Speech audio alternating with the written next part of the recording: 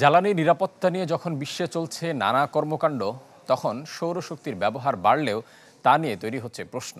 কারণ সৌরবিদ্যুৎ উৎপাদন করতে গিয়ে জমি হারানো ও উর্বরতা নষ্ট হওয়ার বিষয়টি সামনে চলে আসছে, যার ফলে বৈশ্বিক খাদ্য সংকটের এই সময় আরও জটিল হতে পারে খাদ্য নিরাপত্তা।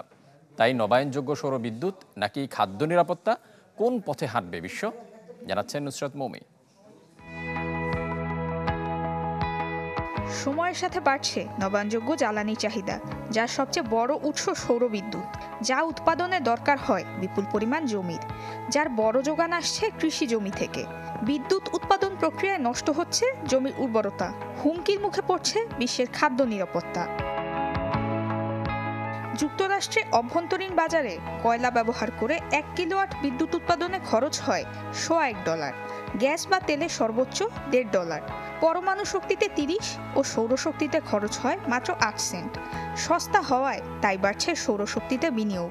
2021-এর পরিসংখ্যান বলছে যুক্তরাষ্ট্রে 965 বর্গমাইল ভূমি ব্যবহৃত হয়েছে সৌর প্যানেল স্থাপনে।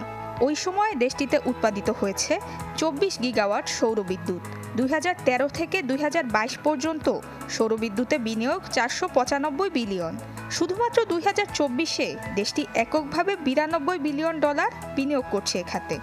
এত হলুদ বালিতে মাটির উপরিভাগ ঢেকে যাওয়ার পাশাপাশি হারাচ্ছে উর্বরতা। ফলে এই মাটিতে উৎপাদন করা যাবে না আর কোনো খাদ্যপণ্য, যা জটিল করছে দেশটির খাদ্য সংকট পরিস্থিতি। খাদ্যপণ্যের সরবরাহ নিয়ে বিশ্বে যে ধরনের সংকট চলছে, ইউক্রেন যুদ্ধের কারণে সেই অবস্থা আরও জটিল হচ্ছে।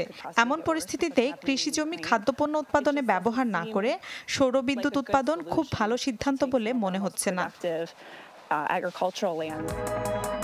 সৌরবিদ্যুৎ উৎপাদনকারী প্রতিষ্ঠানগুলো একর প্রতি জমিতে বছরে সর্বোচ্চ $1500 ভাড়া দেয়। লোভনীয় অর্থের অঙ্কের বিনিময়ে তাই ভূমি মালিকরাও সৌরবিদ্যুৎ উৎপাদনে ভূমি লিজ দিতে বেশি আগ্রহী।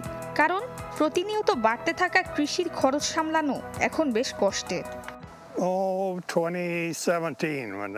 প্রথমে যখন আমাদের জমিতে সৌরবিদ্যুৎ উৎপাদনের প্রস্তাব দেয়া হয়, আমরা তেমন আগ্রহী ছিলাম না, কিন্তু পরে ভাবলাম এখান থেকে বেশ ভালোই আয় হবে, তাই রাজি হয়ে গেলাম।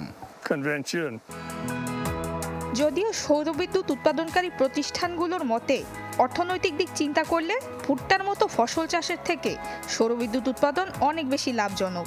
কিন্তু অদূর ভবিষ্যতে যখন এই উদ্দেশ্যে জমির ব্যবহার বাড়বে, কমবে কৃষিপণ্য উৎপাদন, তখন হুমকির মুখে পড়বে বৈশ্বিক খাদ্য নিরাপত্তা, এমন মত বিশেষজ্ঞদের।